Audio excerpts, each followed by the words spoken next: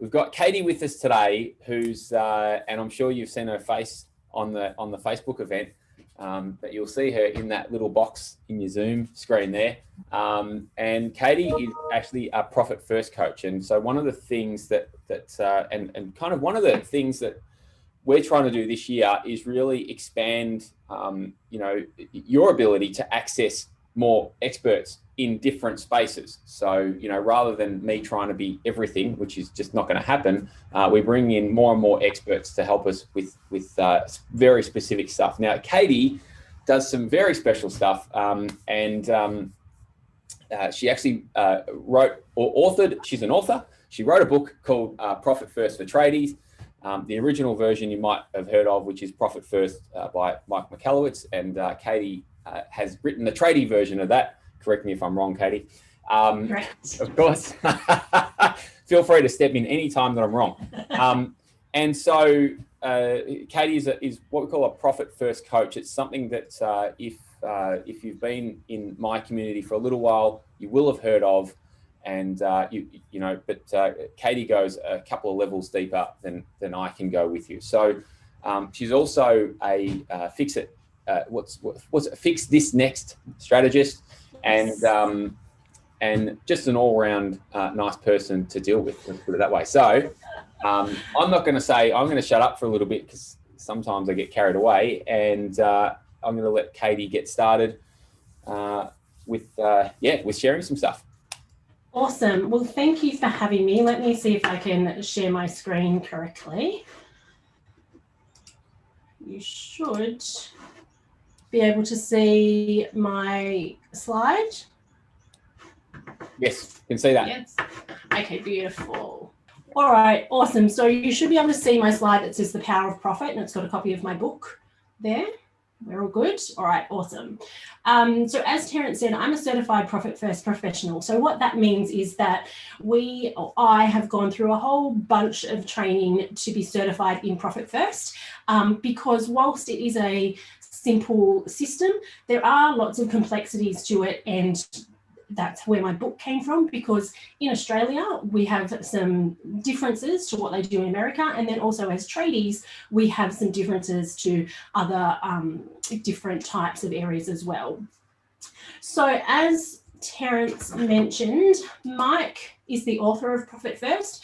He's also the author of a bunch of other books, some of which you may have read: Clockwork, Fix This Next, Pumpkin Plan, and so on. He and Ron are the co-founders of Profit First. So Mike does all the face-to-face speaking type gigs, and Ron runs what we call home base out of New Jersey in America. So I just would love to know, who's heard of Profit First, and has anyone read the original book? Just a show of hands would be awesome. Cool. All right, no worries. Now, as I said, it's a really simple framework, but what we find is people overcomplicate it because we still are in the accounting, bookkeeping, numbers mode rather than working from a cash flow perspective.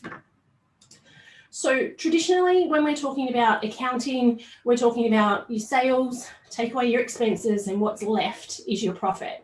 Now, I'm not sure about any of you, but for me, I know there was a number of years in my business where I had my financials completed by the accountant, and he would slide across the desk when we could see face to face, my P&L and my balance sheet, and my P&L would tell me that there was a profit, and I would not know where the bulk of that money is.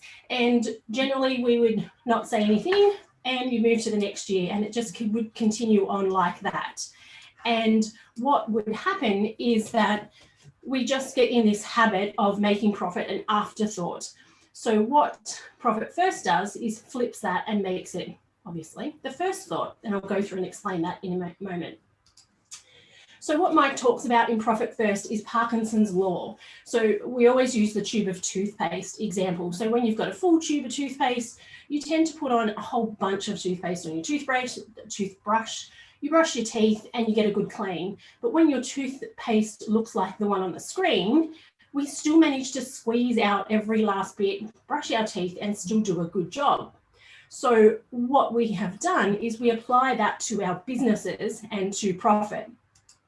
So rather than thinking about profit as, the accounting formula, we flip that and look at how we behave as humans and how we can better structure our money and our finances to be able to have a profit that we actually get to keep, not the paper profit. So when we're talking profit first, we are always talking about profit in the bank, not just your profit on your profit and loss report. So rather than think of sales minus expenses equals profit and it's an afterthought, it's whatever's left, we flip that and go sales minus profit equals our expenses. So what that means is that we put aside money for profit from the get-go. So what I generally suggest to do, even if you don't implement profit first in its entirety straight away, start putting away 1% of your income. So for example, if you get $10,000 worth of income coming to your bank account this week, transfer 1% to another bank account somewhere where you're not going to see it, and you start to become profitable. Now, because we've already put that money aside, what we then have is a smaller amount of money left over for expenses, and it forces us to then become creative with it about our expenses, or it forces us to review them and actually do something about them. Just as an example, I had a builder client who during COVID last year obviously wasn't doing much work, so he finally decided to review his expenses, and that's something I'm going to step you through as well later on.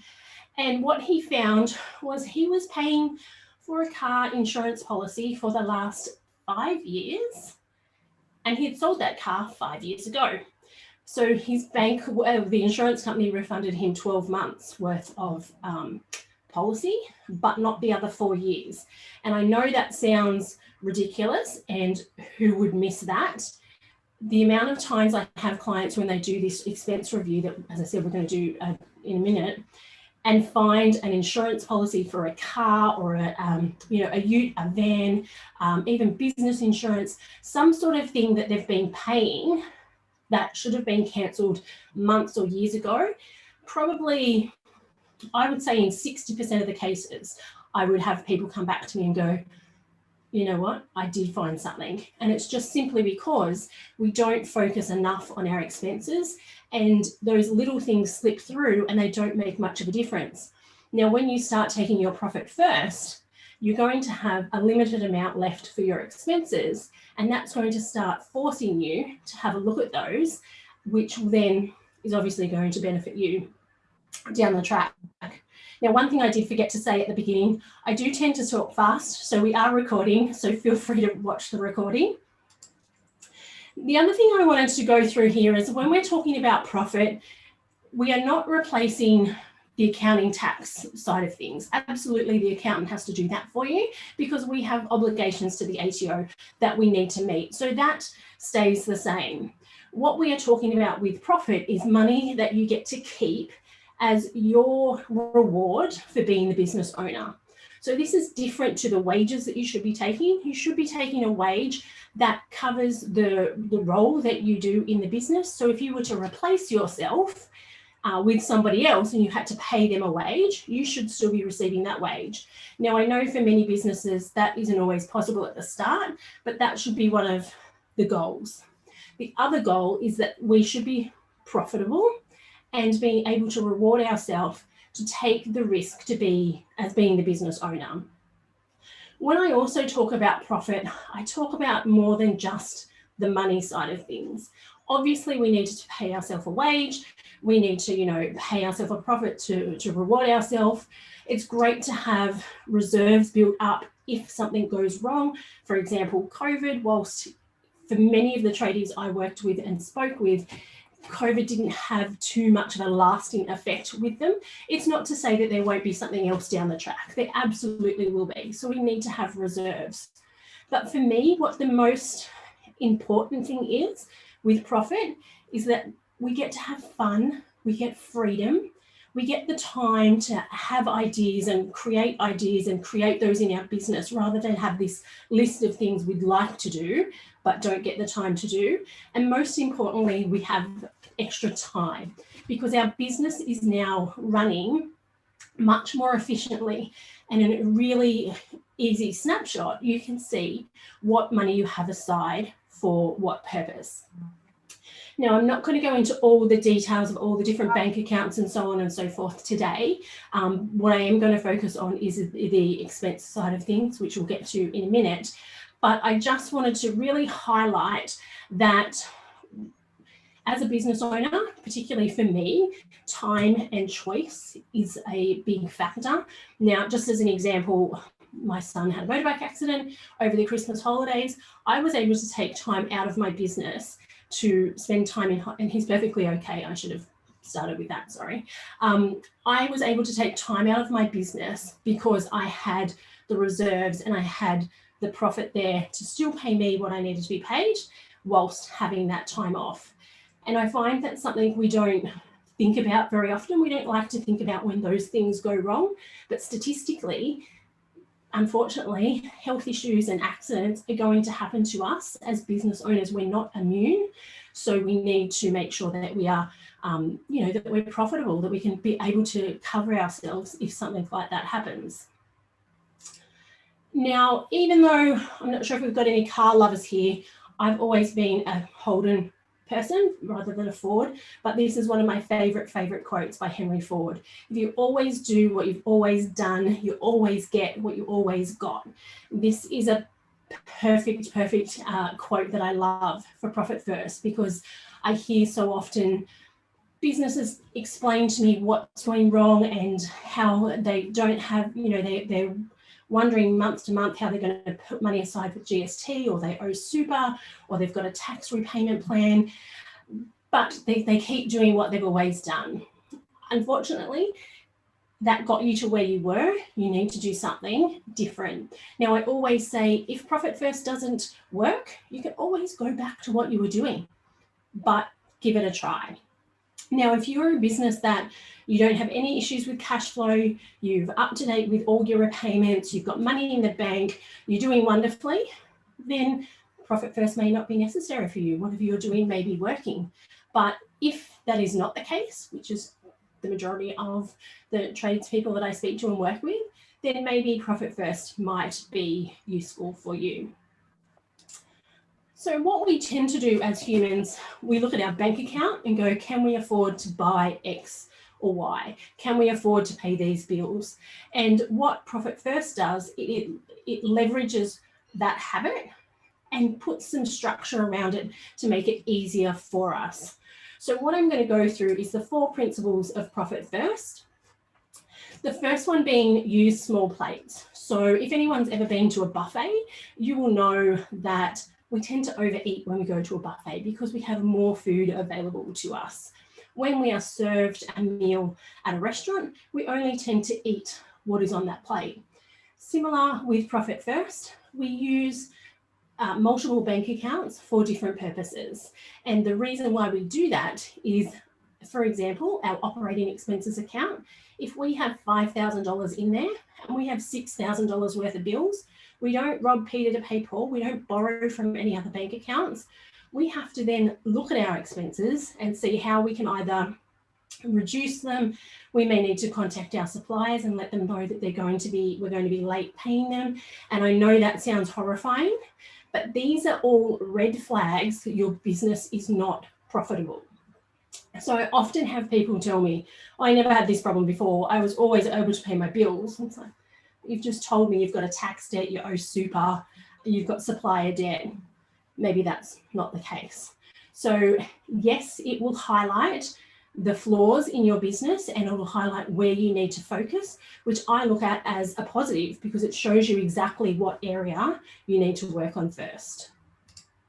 The second one is serve sequentially. So we always, when we do our transfers, our allocations for Profit First, we always transfer to the profit account first, then to our owner's pay account, then to our tax account, and finally to our operating expenses account. Now, that's just the basic overall Profit First. There are some other bank accounts that we have depending on your business, but I'll leave that for now. Now, the reason why we go Profit First is because we want to make sure we're profitable. We want to make sure we are paying ourselves what we are worth. We want to make sure that we are putting money aside for tax, so both business tax and GST and your PAYG. And then what's left is our operating expenses. And as I said, if we've got $6,000 worth of bills and $5,000 there, we need to work on that. What we also need to do is remove temptation. Now, the majority of the businesses that I work with don't have the self-control to have all their bank accounts with the one bank, because you open your internet banking and you see that you've got money, you might have $2,000 in your profit account, and then you're short in your expenses account. You're going to rob Peter to pay Paul, and that's what we want to avoid. So when we talk about remove temptation, what we want to do is open a tax account and a profit account at another bank that you don't look at all the time. Because if you're not seeing those numbers on your regular internet banking, you're not going to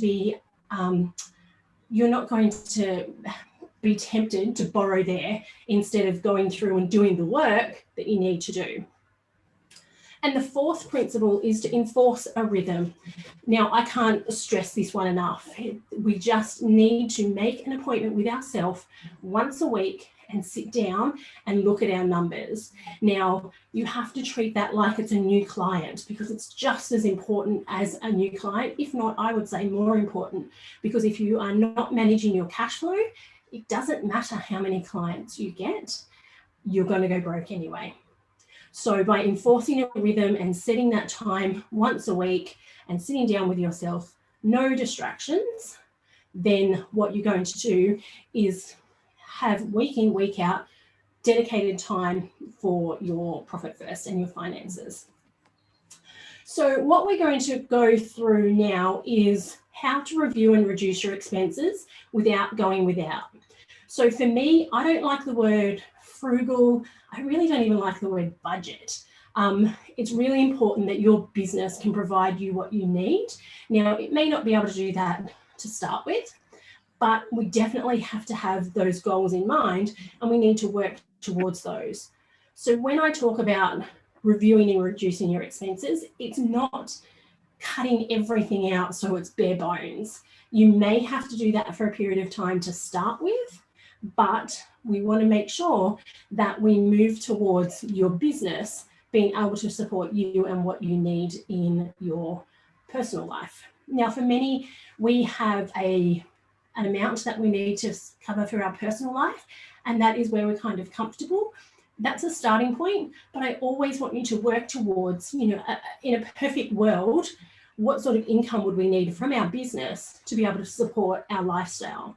Now, prior to COVID, for many of us, that was, for me, it's really important for our family to travel and do lots of holidays.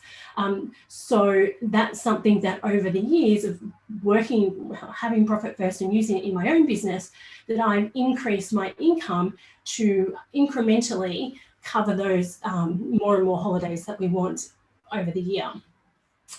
Now, the first thing I'm going to do is set a challenge that you can reduce your business expenses by 10%. That is generally quite, and I'm going to go through a process with you that you can follow as well. Now, it's generally, as I said, quite easy to do. Now, if you've recently reviewed your expenses, I only did this 2 weeks ago. We did this in December. There's absolutely nothing I can cut. I would still challenge you to go through and do it from this perspective, just to look at it from a different angle and see what you can find. Now, I've had businesses that have found, 30, 40%. Clearly, they were super inefficient. I have other businesses that have found 3%, but that 3% now makes, 3% less in expenses is 3% more that they have. And it's all about those small incremental changes along the way. So in Profit First, we have what we call the PRU method.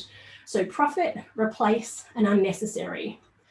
What we do is step one. Now you can do this over 3 months or 12 months. Generally, if this is not something that you're super excited about, I say start with 3 months. Print 3 months out of statements from your bank account where the majority of your expenses come out of. Most businesses have one account where money comes in and money goes out. You may have a couple of others, but there's usually one main account. Print out 3 months worth of those. Now I don't like to waste paper. So we need to make the most of this. Don't just print it out and leave it and not touch it. Print them out and move through this. Now, 15 minutes, half an hour max. You don't have to analyze this to the T. You just need to get started. So print out 3 months worth of statements and get 2 highlighters, different colors, 2 different colored pencils, 2 different colored pens, whatever it is that you choose, just 2 different colors. Then step 2, what we want to do is take the first color and go through your bank statement and highlight everything that is essential to making a profit in your business. So everything that's required to produce whatever it is that you produce or for the service that you provide. What we then want to do in step 3 is take the second color and highlight everything that could potentially be replaced. So that could be that it's a more cost-effective option. It could be that it is, for example, your phone, your insurances. Now, I know none of those things are fun to make those phone calls to your telephone provider or your insurance company. They're always long and drawn out, but it is worth doing that process to see if you can get a better deal. Now, I don't mean a better deal by replacing policy A with policy B, and they have completely different terms and conditions, and you're going to be left underinsured, or you're going to be left with gaps in your insurance. It's not what I mean at all. You need to make sure you've still got the cover you need. But again, the amount of times that I've had conversations with my tradies where they've had insurance policies for cars that are no longer worth, like they're insured for $35,000 for a ute and it's worth $5 at best. Now, the insurance company is not going to pay you out the $35 if that car gets written off, but you're overpaying for what you actually need. And step 4, everything that's not highlighted should be unnecessary expenses, and they can be cancelled and they can be stopped. Now, some things can be cancelled or stopped for the moment. They don't have to be forever. It's just about reviewing and looking at what you actually need for your business and being smart about it. What I generally suggest is once you've done this, you run your eye back over it again and have a look and see if you have made the correct allocations. And this may change from month to month. And what I generally suggest to do is that you do this every quarter, at least for 2 or 3 quarters, and get in that habit, because then what you'll find is that when you go to take on a new expense of whatever it may be, you will automatically do this process in your head. You'll be like, okay, is it going to make me profit? No. Can I replace it? Can I find something cheaper? Possibly. Okay, let's make that phone call. Let's have that conversation to do that. Or is it just unnecessary? And in that case, you don't need to buy it. So just by getting into that habit and that rhythm, it will be something that you will be set up for now until the rest of your business. And that's the beauty of Profit First, I guess. It's a framework that it can work now with whatever you are doing in your business. But also, if you want your business, some people want their business to grow. Some people want a certain dollar figure turnover. Some people want a certain income amount. Profit First will give you that framework to be able to look at those scenarios and then go, okay, can I make that work? Good example, car leases. People tend to get a car lease or a vehicle lease and then worry about how they're going to be able to make that monthly repayment, rather than look and say, okay, I know that monthly repayment is going to be $1,000 a month. Can we afford that in our operating expenses? Yes or no? You might be able to afford $500 a month, which means that either you get a cheaper car, or you need to then, it's telling you you can't afford it.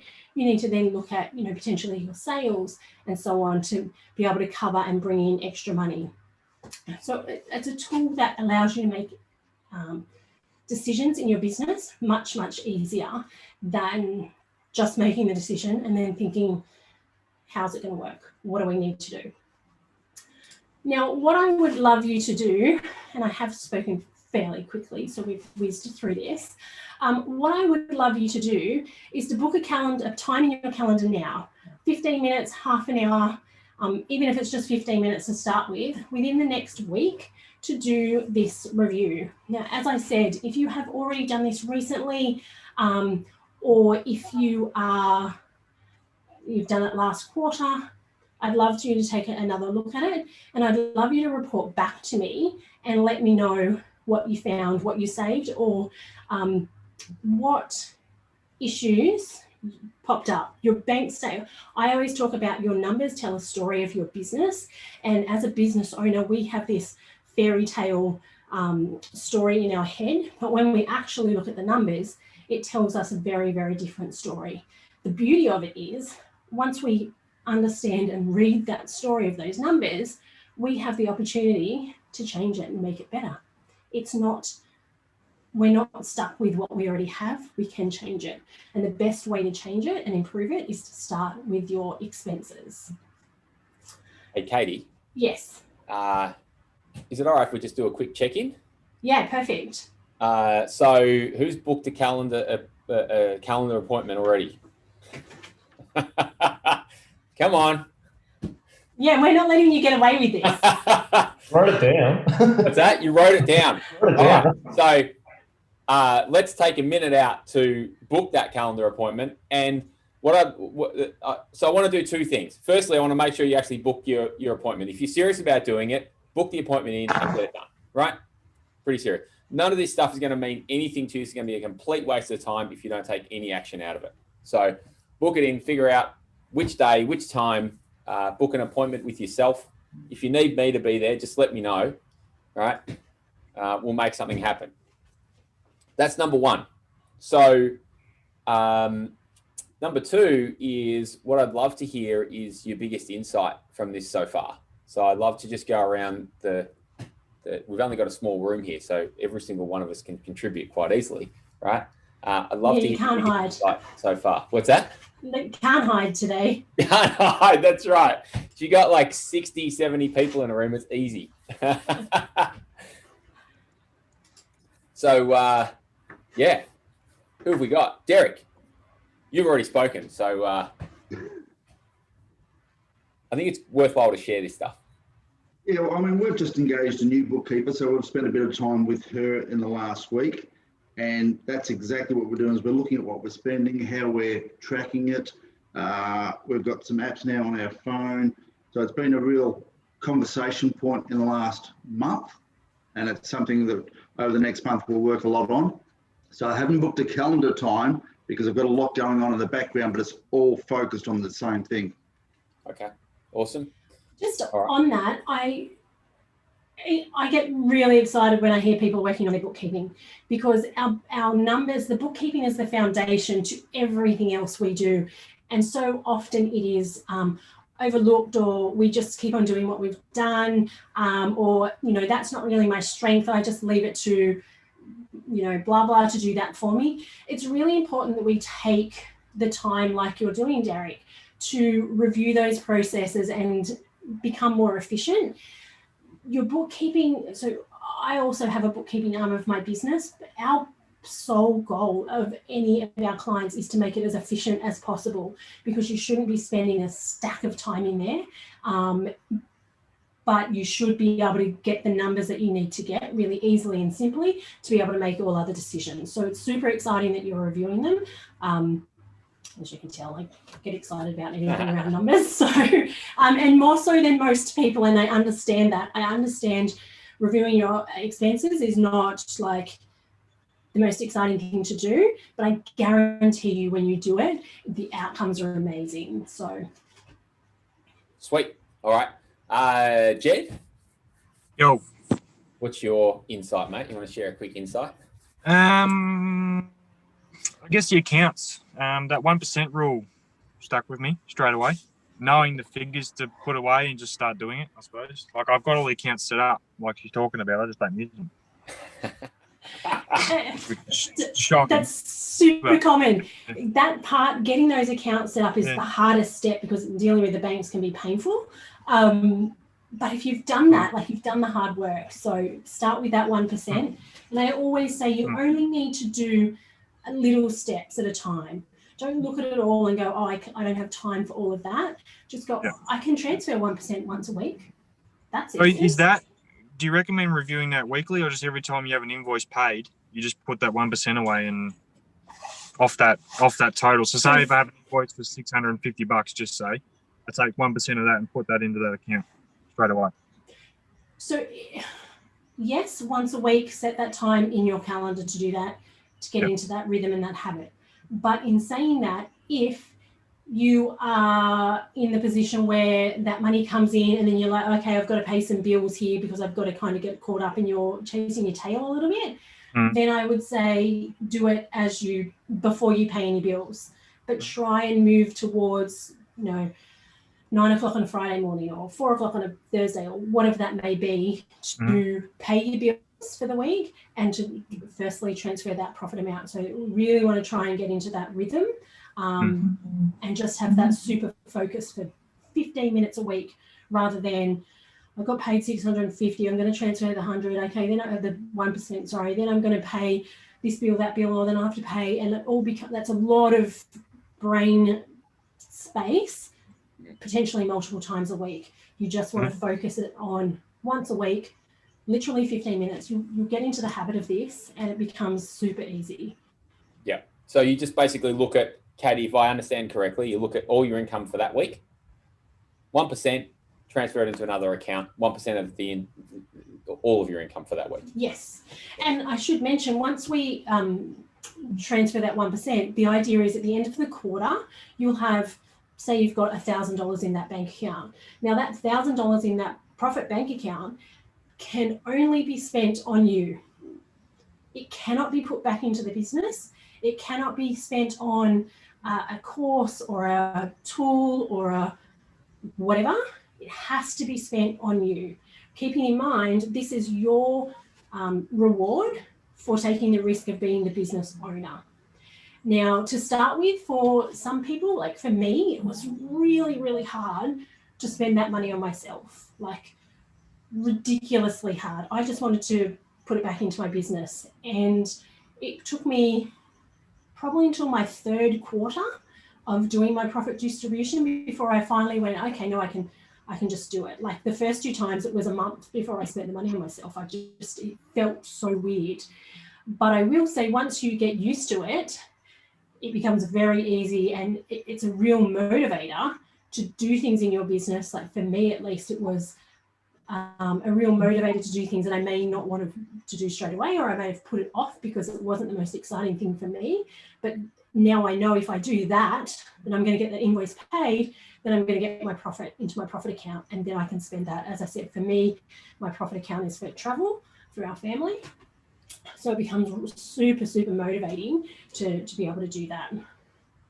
But yeah, must be spent on you. Yeah.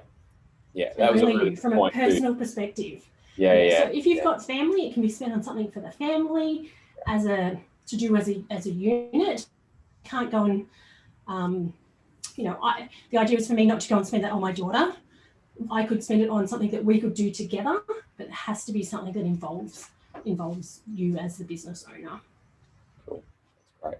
All right. So really quickly, maybe Braden, just quick insight, I think. So probably the biggest thing that I took away from it was the change from sales expenses equals profit to sales profit equals expenses, and it pretty much just set up every other thing that you came across, because obviously the more money you make, the more complacent you get, which means that you're not doing the review, and just the flow-on effect just by changing that one perspective really just opens up everything that you've just said. And that's a good point, Braden, because I often hear, if I just get bigger, if I just get this big job, if I just get this, whatever it may be, my cash flow will all be okay. Because it costs more money to do that. It won't. It'll actually get worse. Yeah. Like, if you hire more team, if you get a bigger job and you don't have your numbers sorted out, the problem just grows and grows and grows. And the sooner you can rein it in, the better. Now, I've worked with lots of businesses who growth is their, major goal, and they've tried it. It's nearly sent them broke. They're like, we need to do something. And we come back to basics, get that foundation right. It's like when you build a house, you have to get that foundation right. Otherwise, the house is going to start to fall apart. Now, it might be a few cracks here and there, or it could be a major structural issue. We don't mind a few cracks. We can fix those along the way and adjust our system. If it's a major structural issue, it's going to fall down and we have to start again.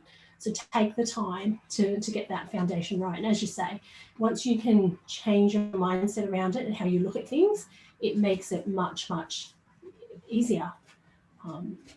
Absolutely. To do it. Yeah, cool. Lisa, do you want to share a quick insight? Yeah, cool. Reducing the business expenses by 10%. I think I can do that with cafes, eating and drinking. But that was a great point to look at. But more importantly, I think the 3 months statements is going to be really interesting. So this is my favorite thing to do with clients, because quite often I find is and even in my own business. So like for myself, I have my own business coach who does this stuff with me, and I have been Profit First Professional for three and a bit years, and I used Profit First in my business before then. So I've been doing this a long while. I still have a coach who does this with me, because when we are so in our business, sometimes we can't see for looking. So just coming at it with a new perspective, a new technique to try, it's often really surprising what you will come across. Now, coming back to the cafe and that type of thing, it doesn't mean they have to go forever. Maybe just cut it down one a week, or whatever it may be. one bottle of wine. If that's important to you, we want to make sure the business can support that, but we might need to rein it in for a little while. Lisa's definitely one of the more social people in our community. And see, for Lisa, for you, for somebody who is more social, for me to say, oh, you can't do any of that, like that's just not going to work. Like, we have to find what works for you and make it work, make our business support that. So, it may be that you find some ways to cut costs elsewhere, so you can still do that if that's super important to you. Thank you. So, as I said, it's not about being frugal. It's not about like budgeting in the sense that we've got to like watch every penny and so on. It's about making it work best for us. Perfect. Kathy, you saw it coming. Yeah, my mic on. More the 1% thing, because I don't think we put any money away for ourselves. It's always funneled back into the business to So that 1% thing is perfect. Yeah. And that's quite common, Kathy. I hear that often, is that the business needs this, the business needs that. We need to do this for the business. It's like, well, what about the business owner? Like, remember, we all have our reasons for going into business, and we have to make sure that the business is not running us into the ground, which I see often. Actually, just out of interest, how long has each person been in business, roughly? Well, for us, we started as a company just over nearly 12 months ago. But before that, Chris was a sole trader. So since we've been a company, we're in a lot better financial position, because we just changed everything. And I've got a bookkeeper behind me who keeps cracking the whip and sending me on the straight and narrow and everything else. She's got me scared, so I just do everything she says. And she just sent me an email the other day to say we need to get together, because you're going to get a huge tax bill and we need to reduce that now. So, because I've been diligently doing whatever she says. So now we're at a point where it's like, okay, Kathy, we need to increase your wage. We need to start spending a bit of money. Oh, okay, I don't mind that. And that's also a good point, is that we need to start looking forward rather than backwards, rather than it happening and then go, oh, here's your $50,000 tax bill. Yeah. And you're like, oh, I don't have the money for that. What do we need to do? And then you're chasing your tail. So that's another thing Profit First does. It helps you start looking forward and seeing what's coming up and planning for those things. So if you have a $50,000 tax bill, you've already got $50,000 sitting in your tax account to cover that. So it's like, beautiful. Yeah. No worries. Now we all should, paying tax is not a bad thing. It means we're making money. Obviously, we don't want to pay more than we need, which is why it's really important to have those conversations with your bookkeeping and your bookkeeper and your tax accountant before the financial year ends. So usually I say March, April, to see where you're tracking for that year, to make sure then you've got the opportunity to make some changes. So that's awesome as well. So what about everybody else? Roughly how long has everyone been in business? 12 months.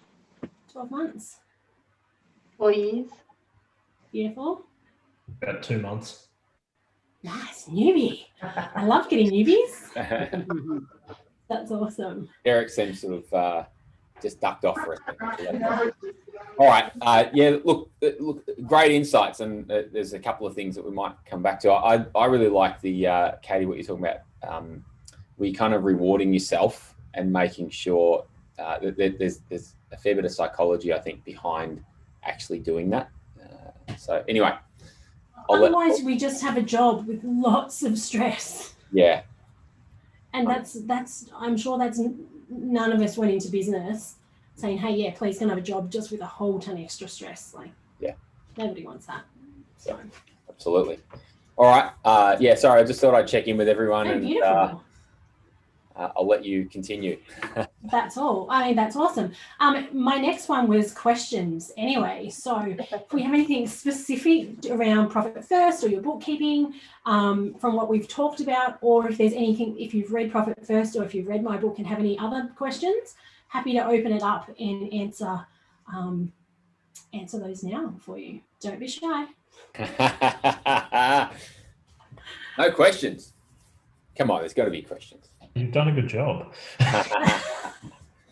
And that's the problem. There's so much information that I can give. It's like, how do I just take some of it and be able to present it in a way that is useful without overwhelming, but also giving you enough to be able to take it away and do something with. Because actually, here's a question. If you were to go back to the start of your business, what would you do differently, knowing what you know now?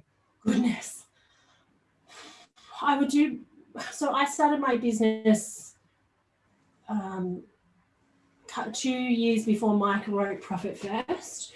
So if we start from when Mike wrote Profit First, which was about when I read it quite early, I would tell myself to just follow the bloody process from the start. Because I read it, went, this is awesome. I started doing a little bit and then I fell off the wagon, and then I started again and then I fell off the wagon. So there was a few false starts for me.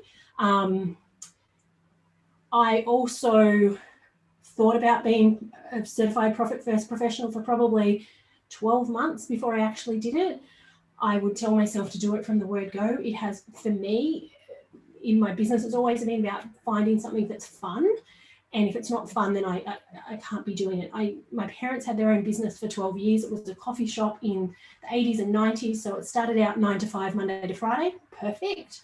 Then, Saturday morning trading came in, then Thursday night trading, then all day Saturday, then all day Sunday. So it turned out this horrible, it was a job with stacks of stress. So I never wanted that at all. So I've always been really, really certain that it has to be fun. So yeah, I would have become certified 12 months earlier because I would have been able to help more people. But definitely, I guess the one would be implement Profit First and stick to it. It just makes everything easier in your business. Every other decision you need to make is easier because yes, I have the money for it, or no, I don't. If it's a no, I don't, how can I get the money for that if that thing is really important? Right, I can do this, this, or this. So yeah, that would be my one piece of advice to myself if I could. And I think that's probably why I mean, as I said, I love this. This is super fun for me, and I know that it changes businesses. So yeah, don't make the mistake I made. Perfect, thank you. Any other questions? Tough crowd. It is Tuesday morning, a bit early. Yeah.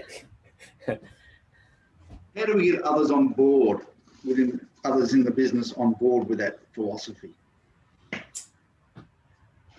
So this is an interesting one, and it's different for every business. So others as in a business partner or as in a wife partner type of All the situation, above. or pardon?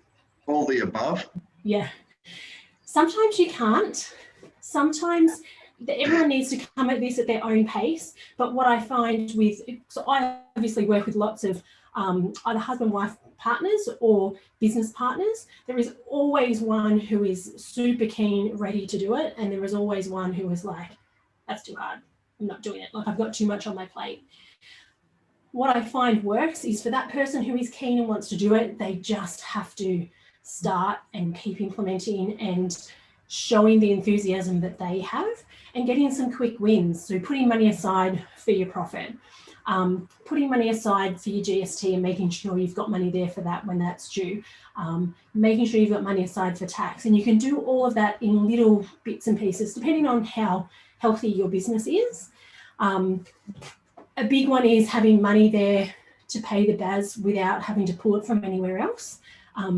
Once they start seeing that, oh, we've got money for that, they can start to turn around. Now, not always, but I would say if it's important to you and you continually show them how important it is and getting those little quick wins, they turn around. Everyone turns around at a different pace as well. So, I have had quite a few emails from the other person going, we wish we would have done this earlier.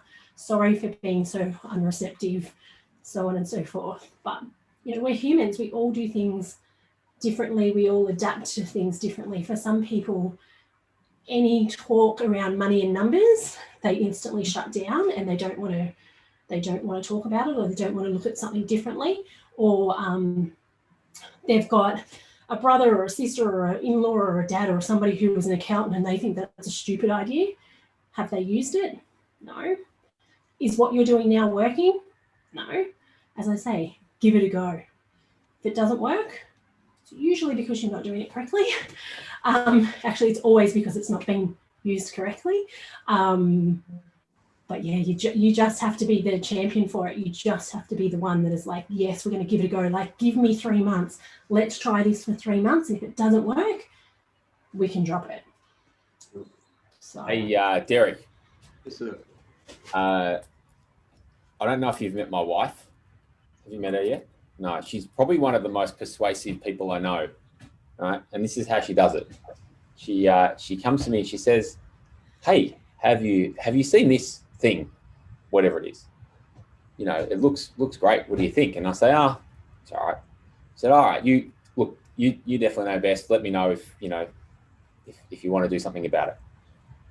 6 months later, I'll go back to her and say, hey, I've got this idea. I want to do this. She say, hang on, that's what we spoke about 6 months ago, right? Yeah, it's my idea now. I think we should do it. That's the easiest way to, and that is extremely persuasive. It's just planting that seed. Plant the seed. Let it grow a little bit. Yeah. Anyway. And because also if they have not heard of this before, you kind of mention it, and then, I can send them a copy of my book. I can send them a copy of Mike's book. Any little bits and pieces, and then you just gradually build it into their life. Sweet. Any other questions quickly? All right, let me just say something. Katie, first of all, thank you for sharing. That was just total actionable content really, really fast. We love it, right? So thank you very much for sharing. Secondly, if you're in altitude, Katie's going to be working closer with us in altitude. So if you're already in that group, in that community, Katie's going to come in and start working one-to-one with some of you guys. So when you're ready to do that, and we'll obviously have some discussions around that, but when you're ready to do that, let's have a chat about how Katie can kind of come in and basically help you go through this process. Of course, there's the book, and if you want the book, I'm sure we're going to be able to get it to you, because Katie will be able to tell us how to do that. Oh, there you go. Check that out. Who recommended that book to you, Derek?